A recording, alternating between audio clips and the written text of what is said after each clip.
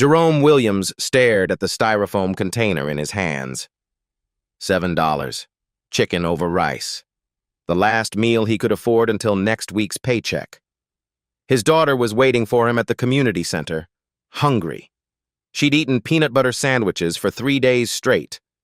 But the woman on the sidewalk in front of him, shaking, lips turning blue, eyes barely focusing, she was dying. He could see it. The way her hands trembled, the shallow breathing, the confusion in her pale eyes. Jerome knelt down in the freezing rain and made a choice. He gave her the food, all of it. What happened next would change everything, because that woman wasn't who she seemed.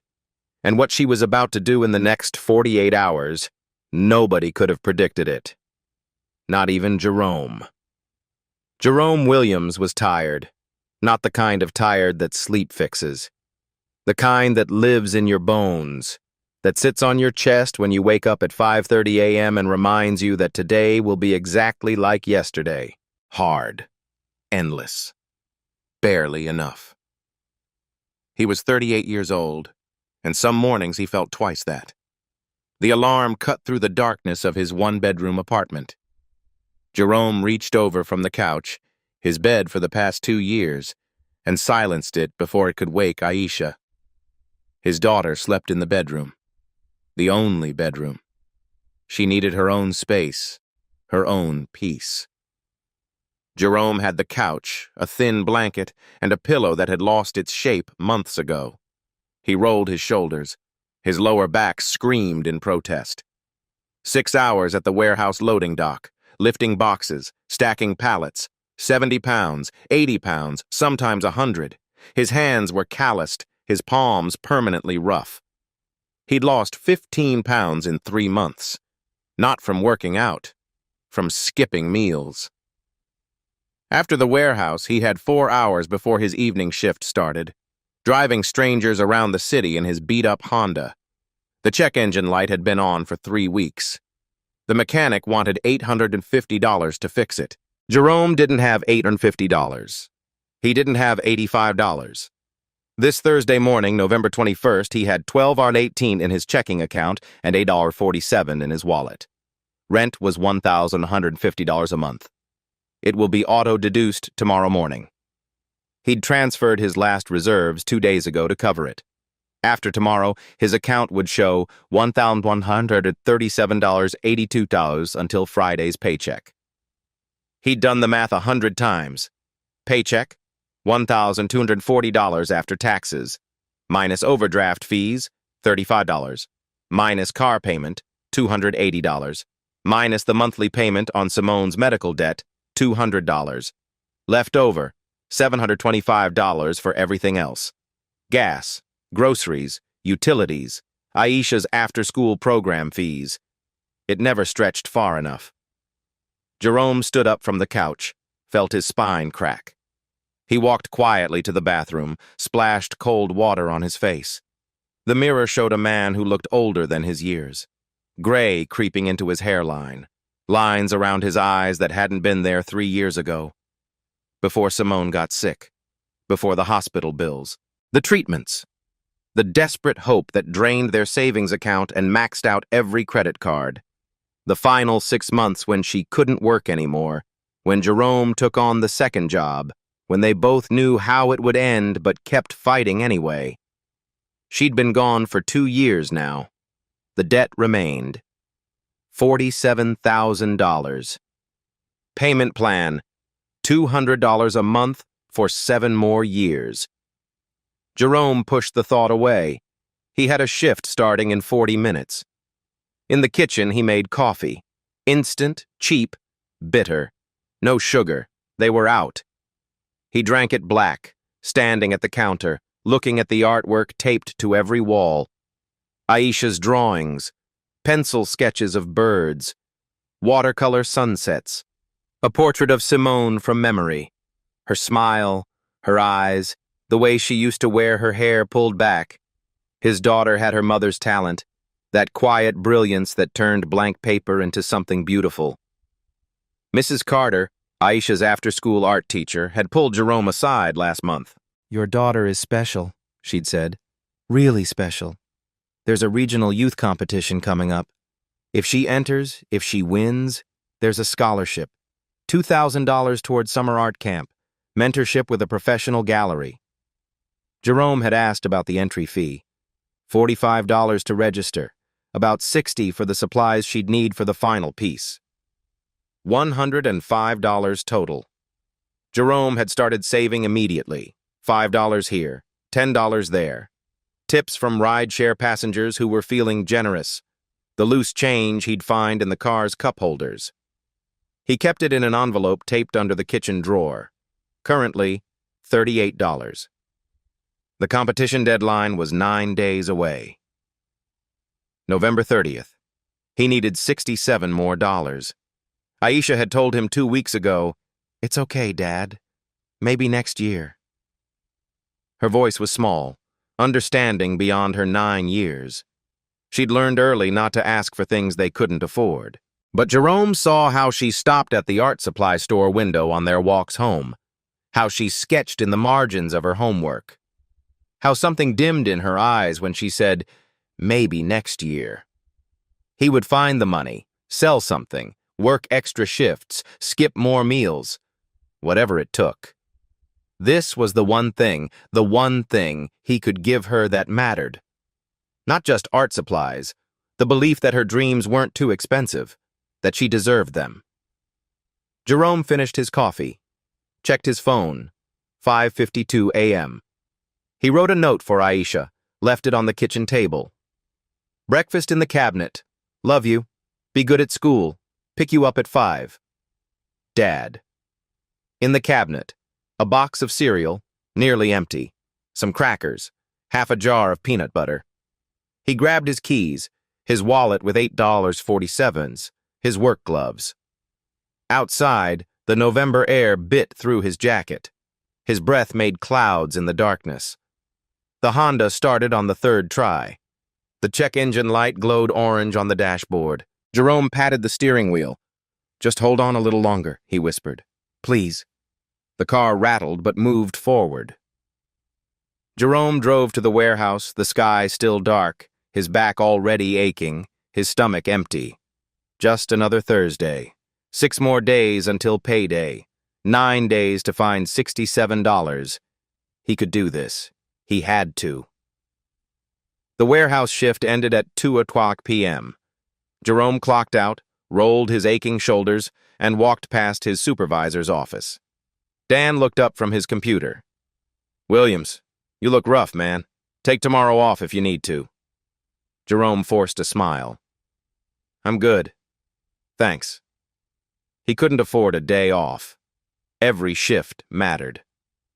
Jerome walked to his car 2 blocks away. He checked his phone. 2:17 p.m. His rideshare app was open, ready for the afternoon rush. He tapped the login button. Error. Server connection failed. He tried again. Same message. Jerome checked the app's status page. System-wide outage. Estimated fix, 3 to 4 hours. There went $40, maybe $50. Gone. He sat in his car and recalculated. Without those earnings, groceries would be tight this week. More peanut butter sandwiches, more skipped meals. It was fine. He'd been here before. Jerome checked the time, 2:24 p.m. Aisha's program ended at 5 o'clock. He could go home and rest or wait at the library near the community center. Free Wi-Fi, warm. He chose the library. At 4:30 p.m., Jerome walked to the halal food cart near the library entrance. His stomach had been growling for an hour. He hadn't eaten since 6 o'clock a.m. Ahmed, the vendor, smiled. "Brother, the usual?" "Yeah, chicken over rice." $7. Jerome pulled out his wallet. $5 bill, 3 ones. He handed them over. Ahmed packed the food generously, adding extra pita. "You good, brother?" "Always," Jerome said. The container was warm in his hands. He'd split it with Aisha. Saved the larger half for her. The temperature had dropped. Earlier drizzle had turned to sleet, 38 degrees. Jerome walked toward the community center. He was early, 20 minutes until pickup. That's when he noticed her. A woman collapsed against the brick wall of the shuttered barber shop next door. White, maybe mid-50s, soaked through in a filthy gray coat. No umbrella, no bag. She was slumped over, shaking violently. Jerome had seen homeless people on this block before. The warming center was 8 blocks away. He started to look away. Not his problem. But then she tried to stand. Her legs gave out. She fell hard onto wet concrete, hands barely catching herself. Her head missed the curb by inches. A small crowd had formed across the street, other parents arriving early, maybe 8 people. No one moved. One mother pulled her child to the opposite sidewalk. Someone muttered, "Probably high." 2 teenagers filmed on their phones, laughing. The woman wasn't moving now, just lying there in the sleet, trembling. Jerome looked at the food container in his hands, still warm. He looked at the community center doors. Aisha would come out soon. Hungry. He looked back at the woman. Her hand reached out weakly. Her mouth moved, trying to form words. Jerome closed his eyes. Simone's voice, a memory. If you can help, you help. He walked over, knelt down beside her, careful not to startle her.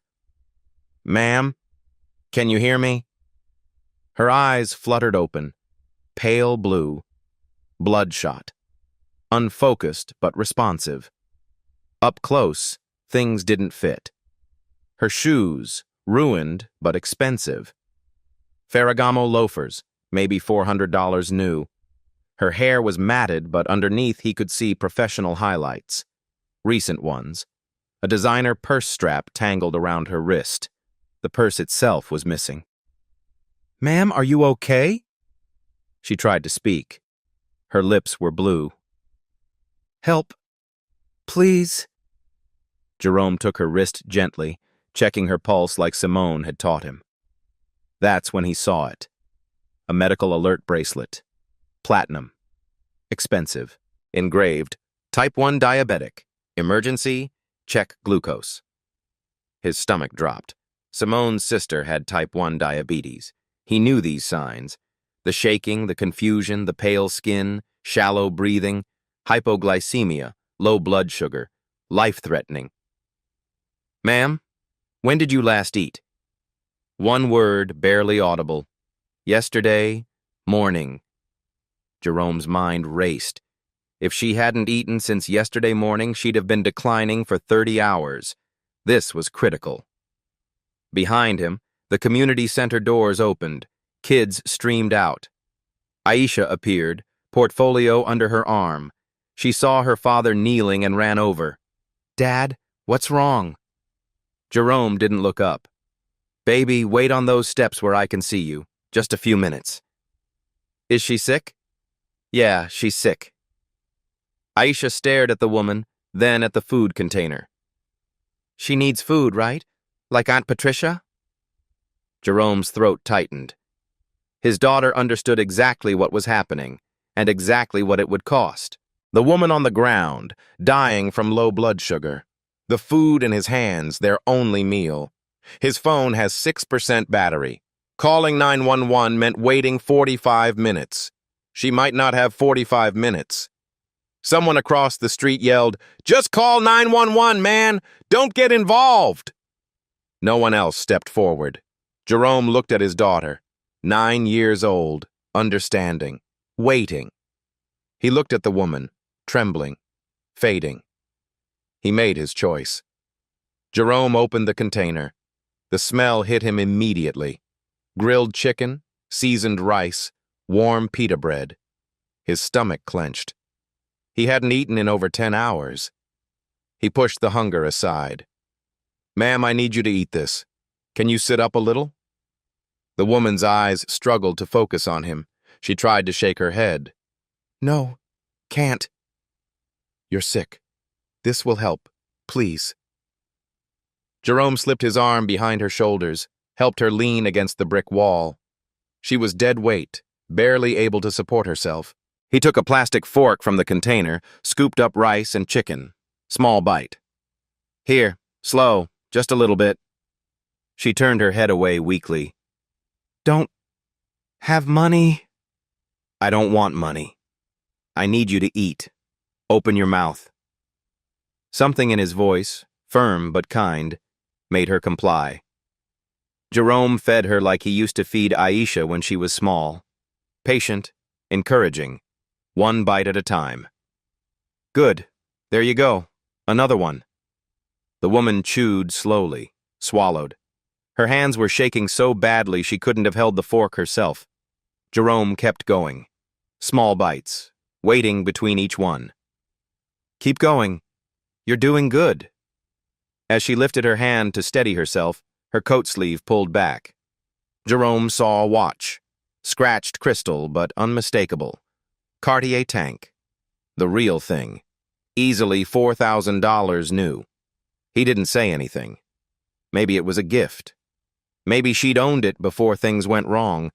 People fell on hard times in all kinds of ways. After 5 minutes, something changed. The woman's shaking eased slightly. Color started returning to her face, just a hint of pink in her cheeks. Her breathing deepened, became less shallow. Her eyes focused better, landing on Jerome's face and actually seeing him. "Thank you," she whispered.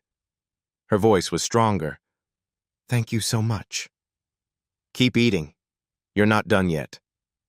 Jerome glanced back at Aisha. She was sitting on the community center steps, portfolio on her lap, watching. Other kids and parents were leaving, but she stayed put like he'd asked. He felt a sharp pang of guilt. She was cold, hungry, waiting for him, but he couldn't leave yet, not until this woman was stable. He turned back, kept feeding her. After 10 minutes, the woman could hold the fork herself. Her hands still trembled, but she managed. Jerome stayed close, monitoring. Simone had taught him, after a hypoglycemic episode, you watch for 15 to 20 minutes. Sometimes there's a rebound.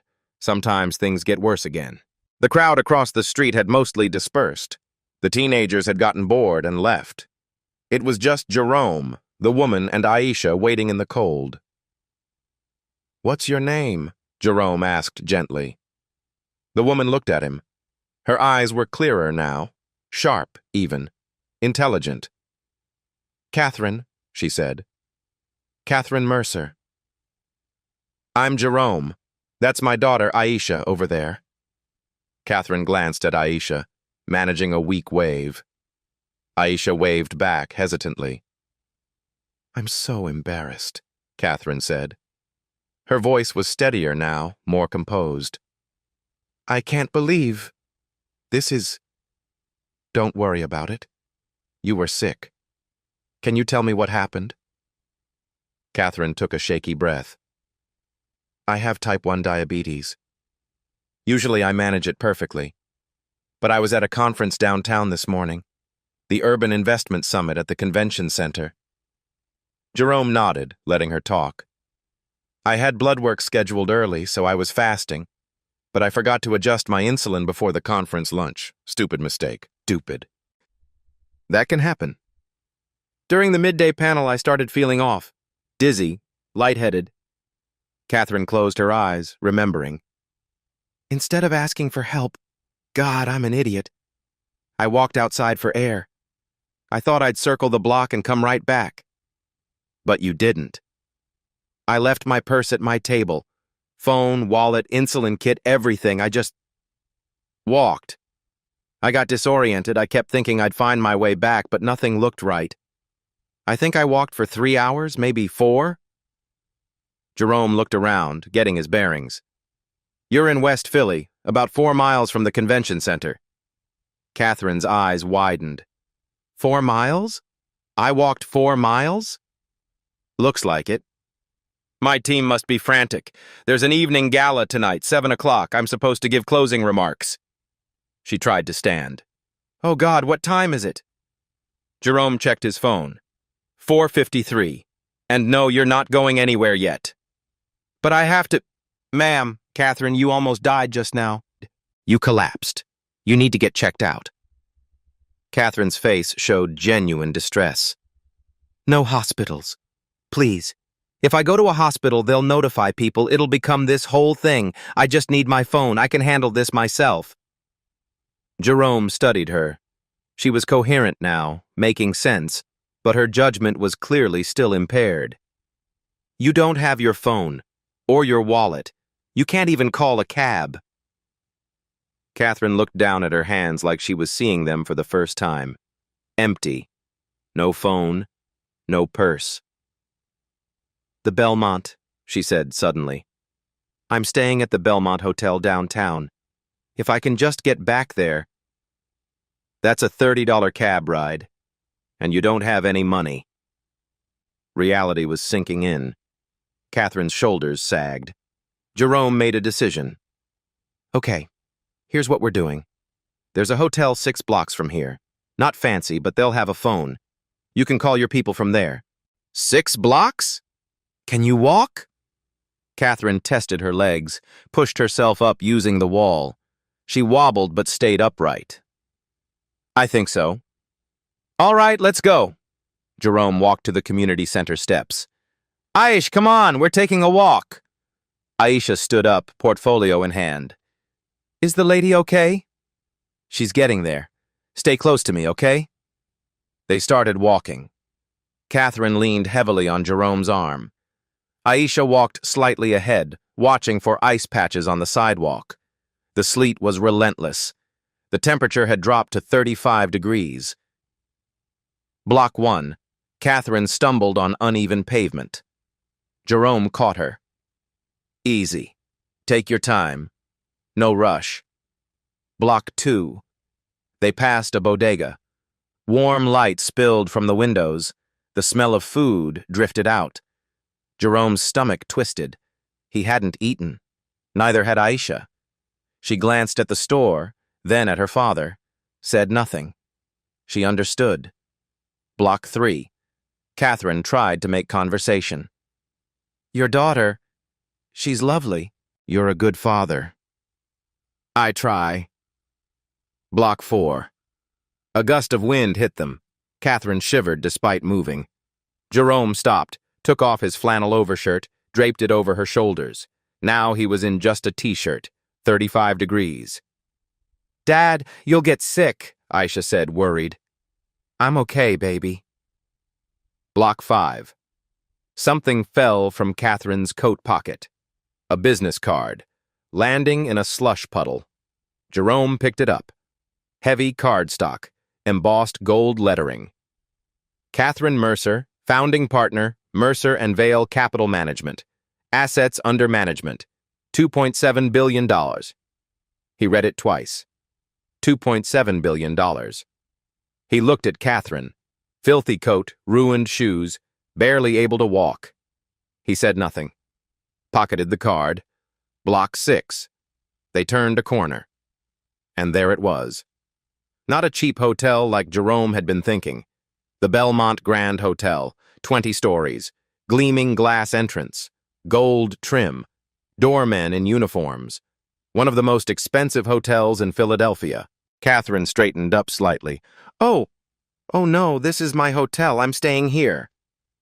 Jerome stared at the building, then at her. You're staying here? Presidential suite, Catherine said quietly. Before Jerome could process that, the doorman saw them approaching. His eyes went wide with recognition and alarm. He grabbed his radio, already running toward them.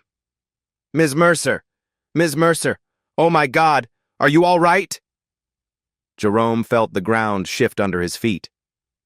Ms. Mercer. They knew her. What the hell was happening?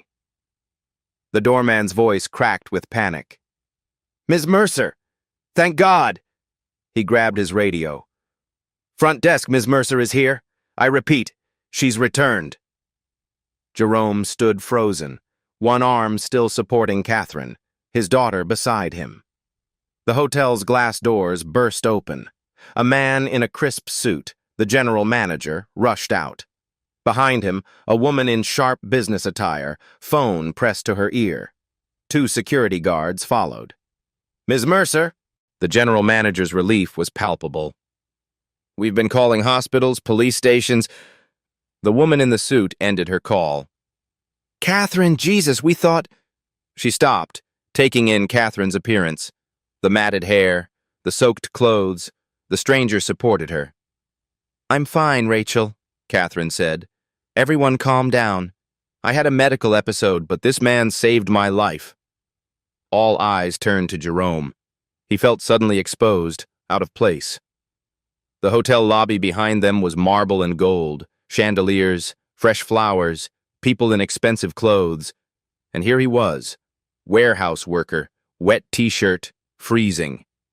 The general manager extended his hand. "Sir, we cannot thank you enough. What you've done—" "I didn't do anything special," Jerome interrupted. "She needed help." "Don't be modest," Catherine said. She was standing straighter now, finding her composure. "He gave me his last meal, his and his daughter's only dinner." She looked at Rachel. "What cash do we have?" Rachel's eyes widened. "About 300 in the suite safe." Catherine turned to the general manager. "Can you get me $1,000 cash in 5 minutes?" "Absolutely, Ms. Mercer." "No," Jerome said quickly. "Really, that's not necessary." Catherine's hand gripped his arm. Firm. Strong. "Jerome, you saved my life. You're standing here freezing because you gave me your jacket. Please, let me do this." Aisha tugged Jerome's hand, whispered. "Dad, she's really rich, isn't she?" Jerome whispered back. "Looks like it, baby." Rachel disappeared into the lobby. The general manager was on his phone, speaking urgently about the hotel's safety. Catherine looked at Jerome directly. Her pale blue eyes were sharp now, focused. "I need your contact information." "What?" "Your address. Phone number. Please." Jerome felt uncomfortable. "Ms. Mercer, you don't have to— I'm not letting you disappear. You don't understand what you did." "I gave you some food. That's all." "That's not all." Her voice was firm. "You made a choice most people wouldn't make. That tells me everything about who you are." Rachel reappeared, holding an envelope. 500 from the safe. She held it out to Jerome. He stepped back. "I can't take this. You're okay. That's what matters." He started backing toward the street, pulling Aisha gently. "We should go. You have people waiting." Catherine's voice stopped him. "Rachel, get his information, now." The assistant approached with a notepad and pen. "Sir, please?" Jerome hesitated. He looked at Aisha, shivering, cold, hungry. She nodded slightly. He took the pen, wrote his name, address, phone number. Rachel handed the paper to Catherine. Catherine studied it. "West Philly. Jerome Williams." She looked up. "I'm coming to see you. Tomorrow evening, 7 p.m. "Tomorrow? Why?" "Because what I'm about to do requires time to arrange." Catherine's intensity was unsettling. "And it's going to change your life." Jerome didn't understand. "Just be home tomorrow at 7. Please." He nodded slowly. "Good." Catherine folded the paper carefully. "Thank you, Jerome. I'll see you tomorrow." The general manager returned with another envelope. The additional 500. Catherine held both envelopes out. "Please, take it." Jerome shook his head. "I can't." "Then take it for your daughter, for her art competition." How did she know about that? "I pay attention. She mentioned it while we were walking. Please." Jerome looked at the envelopes. $1,000. His pride said no. His daughter's cold hand said something different. He took them. "Thank you." "No, thank you." Catherine turned to Rachel. "Call the car service. Get them home. My account." "We can walk?" "You've done enough walking today." 10 minutes later, Jerome and Aisha were in a town car, warm air blasting. Aisha leaned against him. "Dad, what just happened?" Jerome stared at the 2 envelopes in his lap. I have no idea, baby. But something told him tomorrow would bring answers. The car dropped them home at 6:15 p.m. Jerome and Aisha climbed the 3 flights to their apartment in silence. Inside, Jerome turned on the heat, helped Aisha out of her wet jacket. Go change into something dry, baby. I'll make us dinner. Aisha looked at him. Do we have food? Jerome pulled out one of the envelopes Catherine had given him. Inside, 5 crisp $100 bills. Yeah, we have food now. While Aisha changed, Jerome counted the money. $1,000. More than he'd held at once in 2 years. He separated $200, tucked it in his wallet. The rest went in the kitchen drawer with his competition savings envelope. $38 plus $800. $838. Aisha's art competition was covered, with money left over. Jerome sat on the couch, suddenly exhausted. His phone buzzed. Text from an unknown number. Mr. Williams, this is Rachel Carter, Ms. Mercer's assistant. She wanted me to confirm.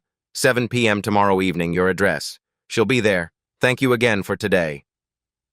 Jerome stared at the message. She was really coming. This wasn't some polite promise people make and forget. He Googled her name on his cracked phone screen. Catherine Mercer, 54, co-founded Mercer & Vale Capital in 1998. He scrolled through images. Catherine at charity galas in elegant gowns. Catherine cutting ribbons at building openings. Catherine shaking hands with the mayor. Forbes profile. One of the 50 most influential women in finance. Her firm's focus, impact investing, affordable housing, minority-owned business support, urban revitalization. Jerome clicked on a project list. His breath caught. Mercer & Vale funds $15 million affordable housing development in West Philadelphia. Local business incubator receives $3 million grant from M&V Foundation. Riverside Community Center renovation. Major donor Mercer & Vale Capital. Riverside, where Aisha did her art program. Jerome stood up, walked to his window. He could see the community center from here, 3 blocks away. He'd walked past that building hundreds of times. There was a plaque by the entrance listing donors. He'd never paid attention to it, but Catherine's firm had been investing in his neighborhood for years. His community, the place he lived, worked, struggled. She wasn't just wealthy. She was actively involved here. And now she was coming to his apartment. Tomorrow. Why? Jerome's phone buzzed again. Another text. Different number. Jerome, this is Catherine. I wanted to send this myself. What you did today, it mattered more than you know. See you tomorrow. Please be home. This is important. CM. He saved the number.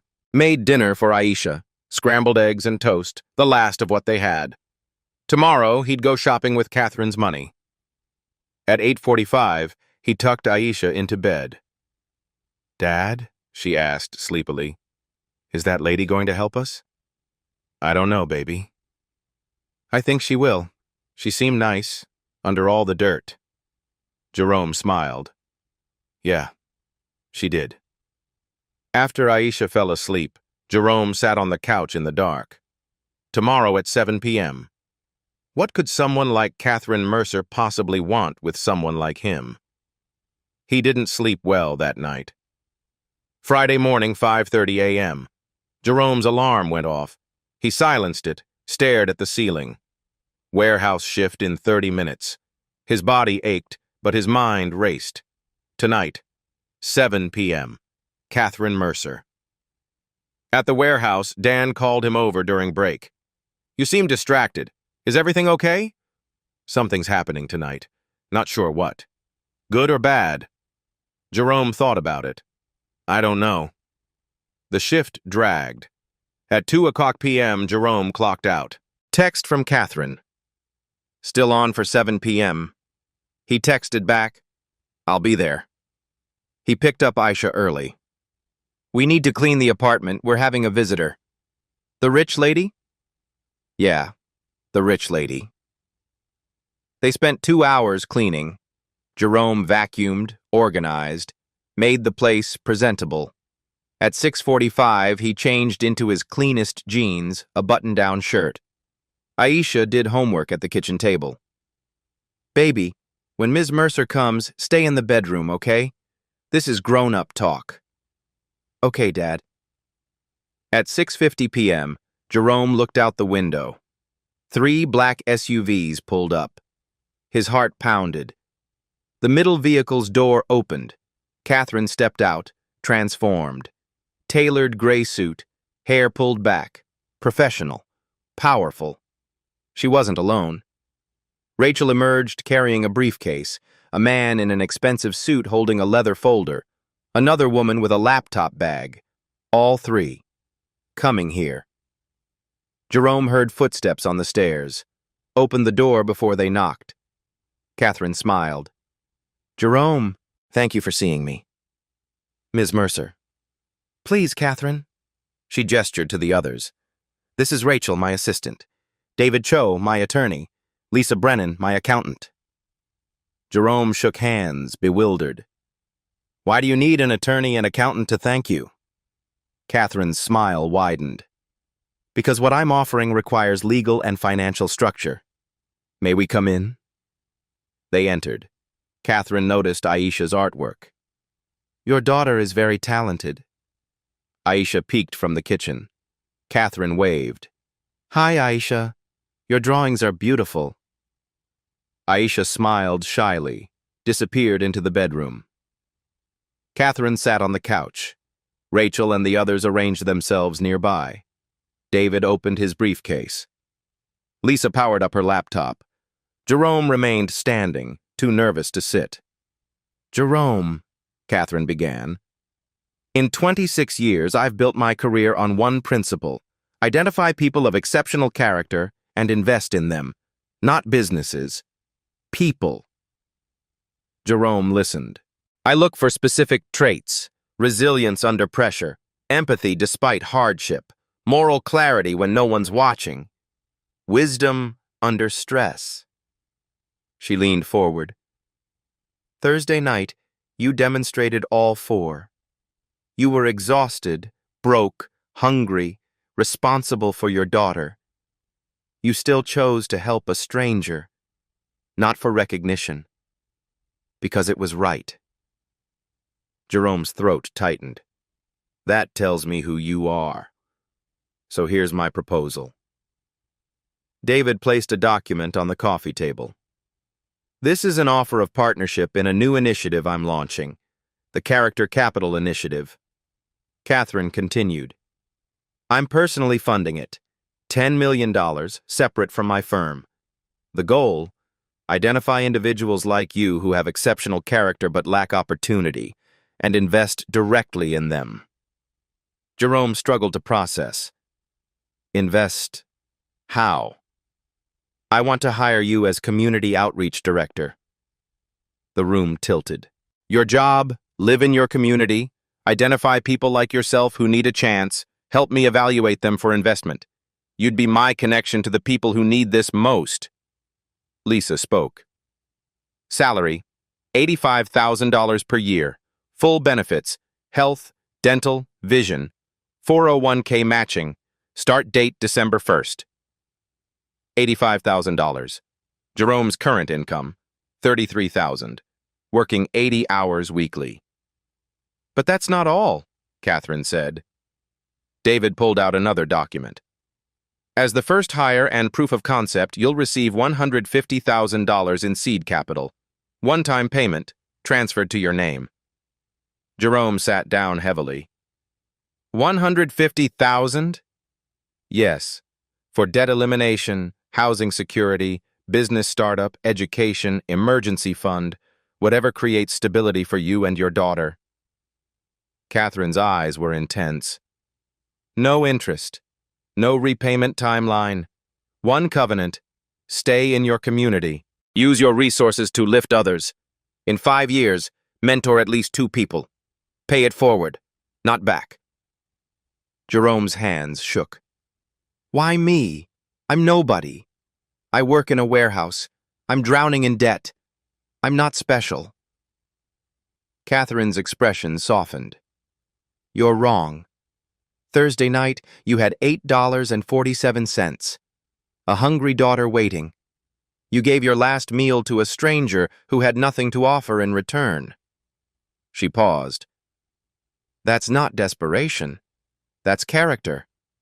And character like yours is rarer than wealth, rarer than degrees or credit scores. Lisa turned her laptop. Your medical debt is $47,000, correct? Jerome nodded. How did they know? With $150,000, you eliminate that immediately.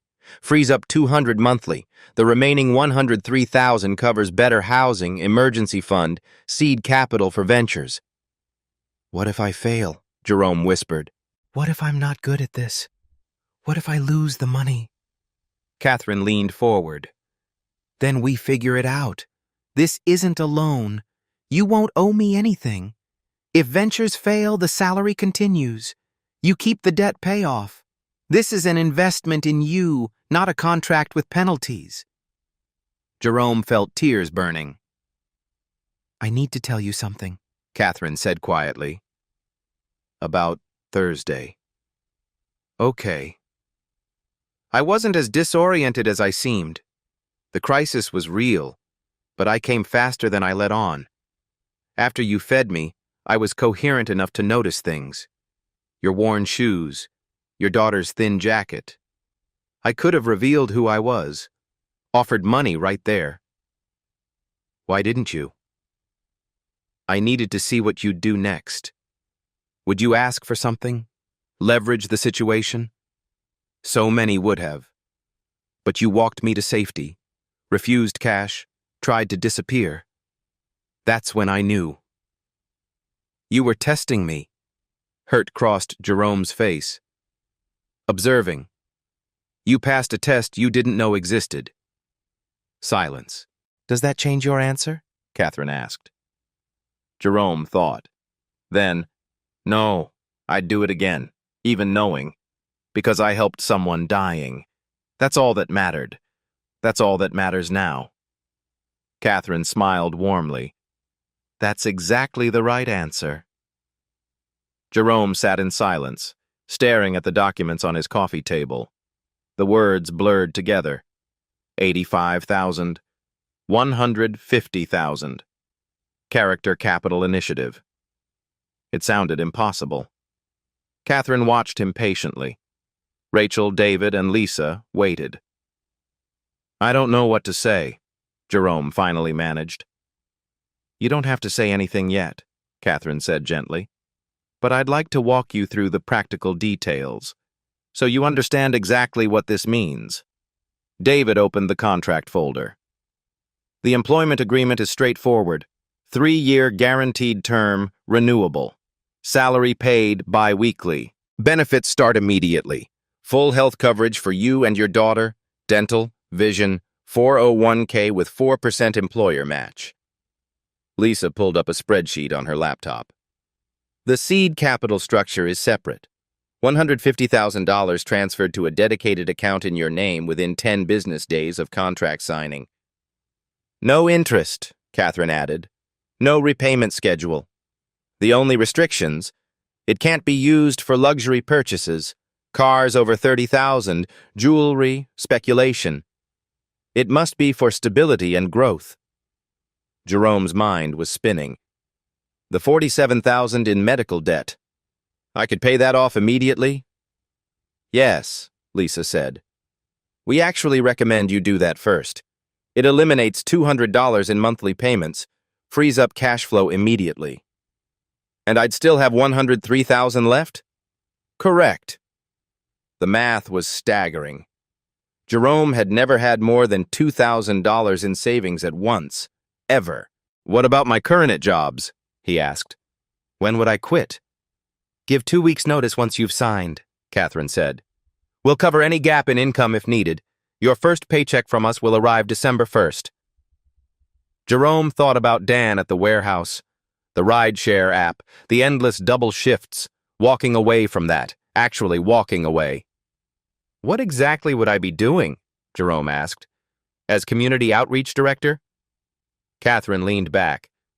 Exactly what you're already good at. Being present in your community, listening, noticing who needs help.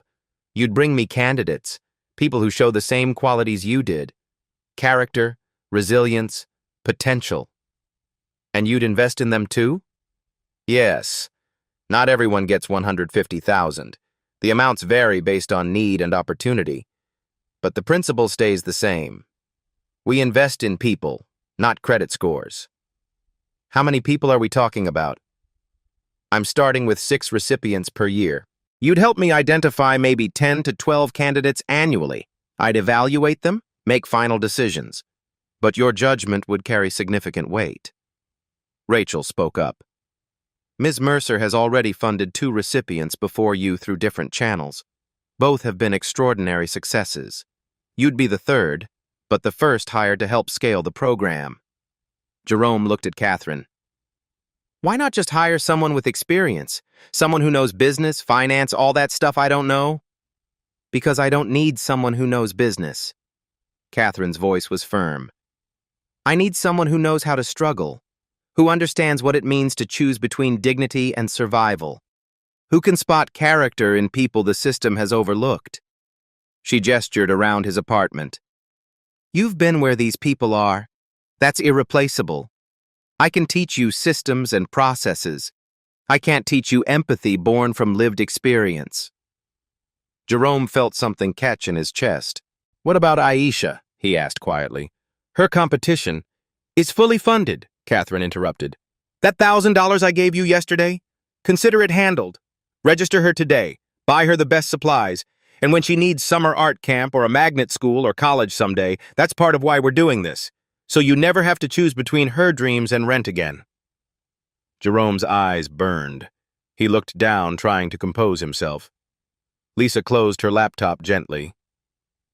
Mr. Williams, I know this is overwhelming. Would you like some time to think?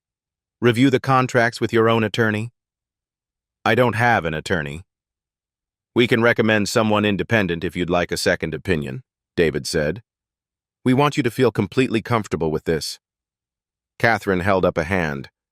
Actually, before you decide, I need to be completely transparent about one thing.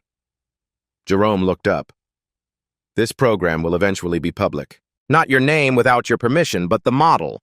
I want other investors to see that character-based funding works. I'll be writing about it, speaking about it, potentially using it to influence how capital gets distributed in this country. So I'd be like a case study? In a sense, but only if you consent. Your privacy is yours. However, I won't lie. I'm hoping to prove something bigger here. That investing in good people, regardless of their circumstances, yields better returns than our current system of gatekeeping based on wealth and connections. Jerome absorbed this. And if I fail, if I take this money and mess it up somehow, doesn't that hurt your whole argument? Catherine smiled. That's exactly why I chose you. Because you're already thinking about the responsibility, not just the opportunity. But to answer your question, no. Failure is part of any investment. I'm not expecting perfection. I'm expecting you to try, to learn to show up. That's all. Jerome stood, walked to the window, looked out at his neighborhood. The community center is 3 blocks away, the corner store where he bought groceries, the streets he'd walked his whole life. If I do this, he said slowly, I will stay here, in West Philly. That's the whole point, Catherine said. This community knows you, trusts you. That's valuable. And in 5 years, I will help 2 other people the way you're helping me. Yes. Jerome turned back. Just 2? That seems low. Catherine's smile widened. Minimum 2. You can help as many as you want, but 2 is the covenant. Jerome looked at his daughter's artwork on the walls, on the worn couch he'd been sleeping on for 2 years, at the 3 people sitting in his tiny apartment with contracts that could change everything. He thought about Simone, what she'd say right now. She'd tell him to stop overthinking, to accept the gift, to let someone help for once. Okay, Jerome said quietly. I'll do it. Catherine stood, extended her hand. "Welcome to Character Capital, Jerome." He shook her hand. Firm, real. "When do I start?" "Right now. Sign the papers and we start building your new life today." David handed him a pen. Jerome Williams, who'd had $8.47 2 days ago, signed his name. And everything changed. Week 1. Liberation. November 23rd, Saturday morning. Jerome sat at his kitchen table with Lisa, Catherine's accountant, reviewing paperwork. "This is the account," Lisa said, turning her laptop. "Balance, $150,000. Jerome stared at the number. "First recommendation," Lisa continued. "Pay off the medical debt. $47,000. One transaction." Jerome's hand trembled as he clicked authorization. The confirmation email arrived. "Paid in full." He printed it, framed it, hung it on the wall. That night, Jerome slept 10 hours straight. No anxiety, no panic. Just deep, peaceful sleep. Monday, he gave 2 weeks' notice at the warehouse. Dan shook his hand. "Good for you, man. You deserve better."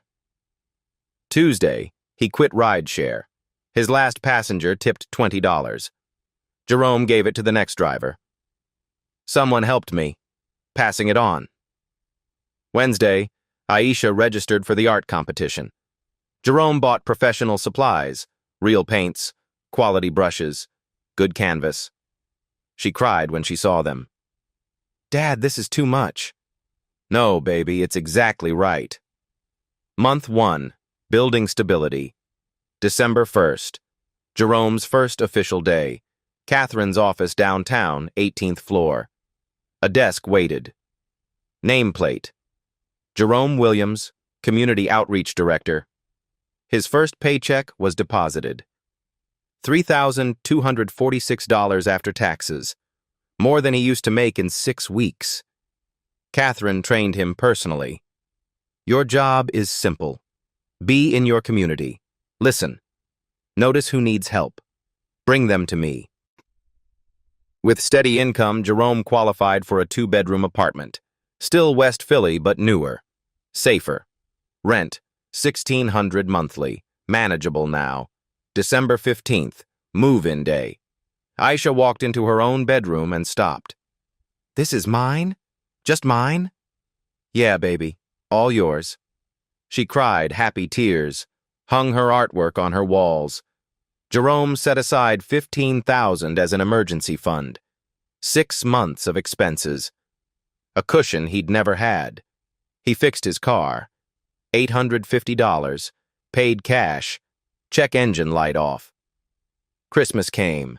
Jerome bought Aisha supplies, new clothes, books she'd wanted.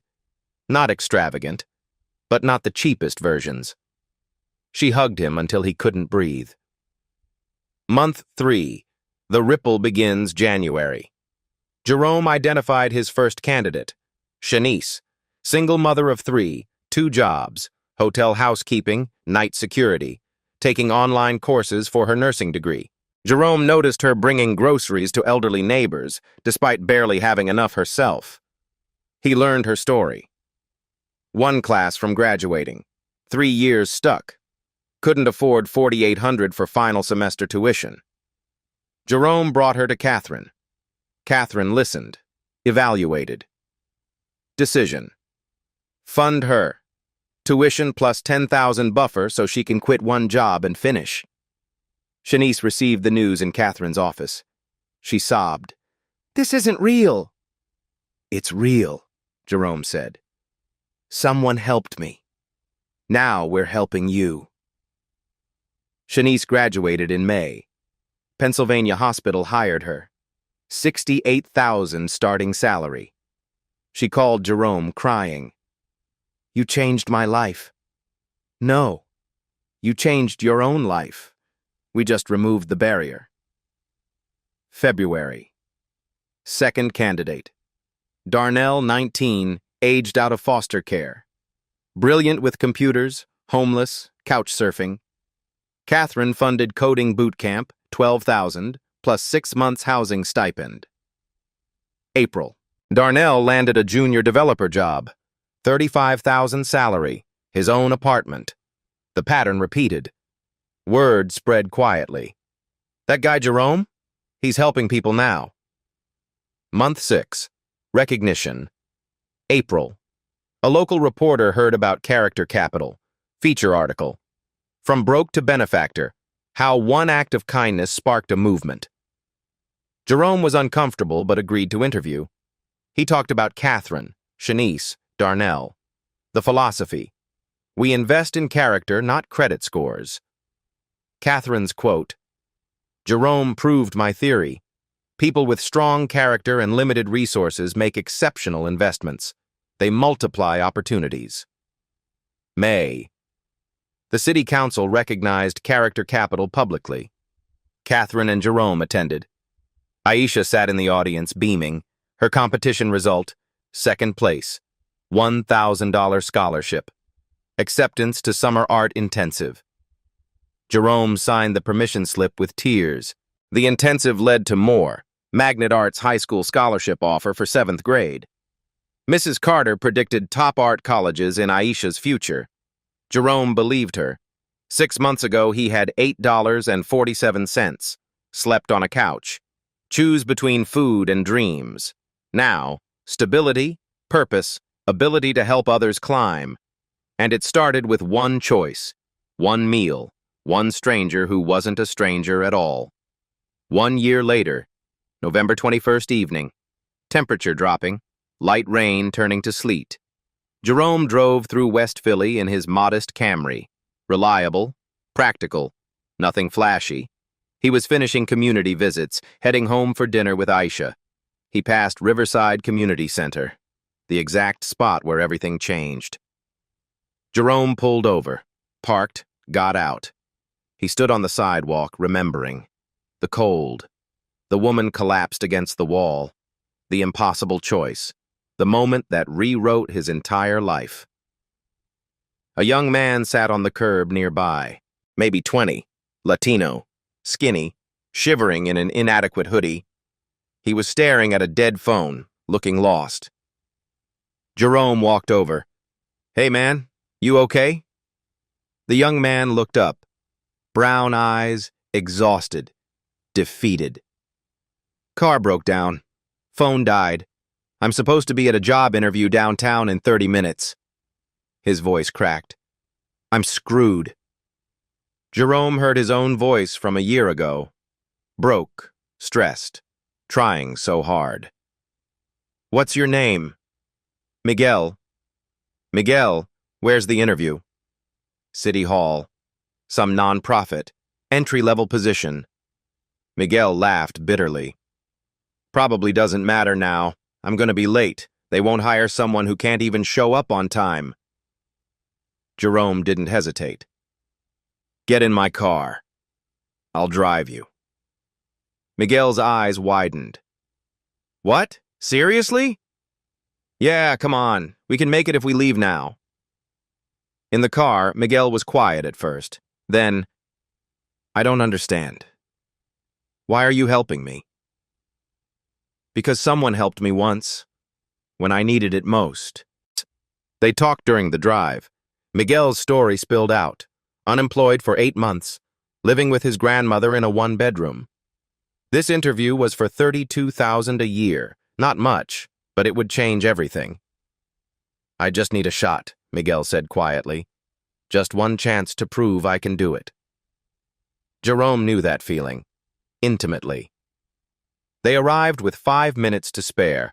Miguel started to get out, turned back. Man, I don't know how to thank you. I can't pay you or anything. Jerome cut him off. You don't pay it back. You pay it forward. Someday, when you can, help someone else. He reached into his wallet, pulled out a business card. Character Capital Initiative.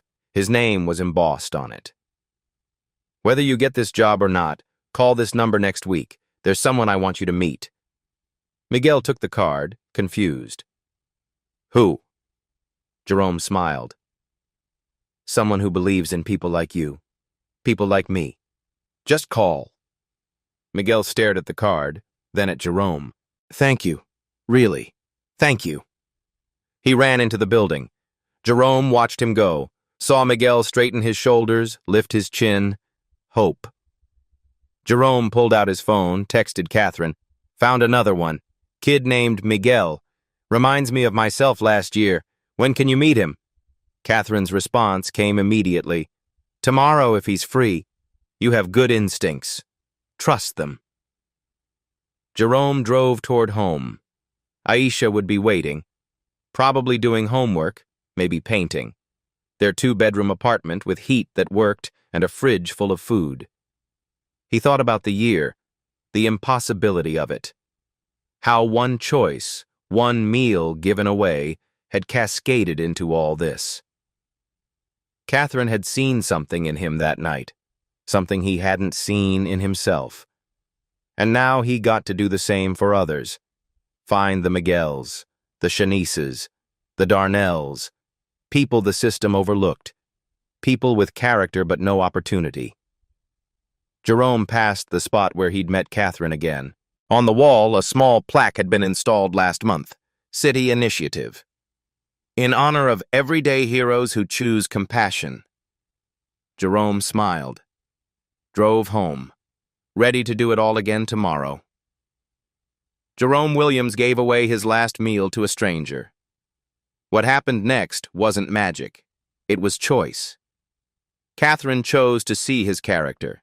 She chose to invest. Jerome chose to accept help, then multiply it. Miguel will choose what to do with his opportunity. And now it's your turn. Here's what I know. You don't need millions to change a life. You just need to notice who needs help. And choose not to look away. This week, look for your moment. Buy someone's meal. Give your coat to someone shivering. Listen to a stranger's story. Small acts create big ripples. If Jerome's story moved you, share this video. Hit that like button. Subscribe for more stories that prove character still counts. And drop a comment. What's one kind thing you'll do this week? Because the world needs more people who act when no one's watching. Be that person. The story you heard today wasn't cleaned up. It was told exactly as it happened. At Black Voices Uncut, we believe that's the only way truth can live. If you felt something, hit like, comment, and your reaction, and subscribe. Every week, we bring you voices that refuse to be silenced.